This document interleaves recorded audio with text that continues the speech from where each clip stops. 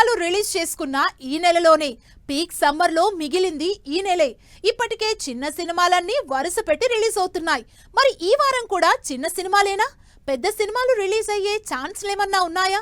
ఇలా థియేటర్స్ తో పాటు ఓటీటీలోకి వస్తున్న కంటెంట్ ఏంటి డీటెయిల్డ్ గా చూద్దాం.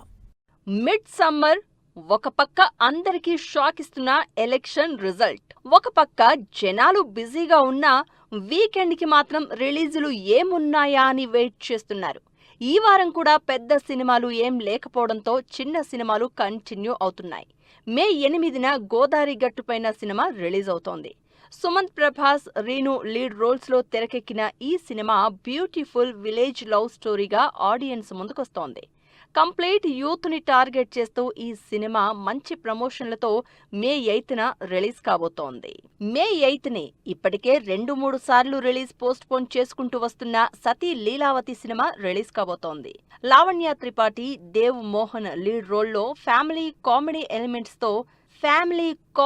ఎలిమెంట్స్ తో సినిమా తెరకెక్కింది. కామెడీతో పాటు కావలసినంత యాక్షన్ ని కూడా యాడ్ చేసిన డైరెక్టర్ సత్య తమిళ స్టార్స్ ని కూడా పెట్టి సతీ లీలావతి మీద ఇంట్రెస్ట్ క్రియేట్ చేస్తున్నారు. అవును లాంటి సంథింగ్ ఇంట్రెస్టింగ్ సినిమాలు చేసిన రవిబాబు బాగా గ్యాప్ తీసుకుని మరో ఇంట్రెస్టింగ్ థ్రిల్లర్ తో ఆడియన్స్ ముందుకొస్తున్నారు. వచ్చే వారం 8న రేజర్ టైటిల్ తో రవిబాబే లీడ్ రోల్లో తన స్టైల్లో థ్రిల్లర్ కి సాలిడ్ యాక్షన్ ఎలిమెంట్స్ యాడ్ చేసి సినిమాని రిలీజ్ చేస్తున్నారు.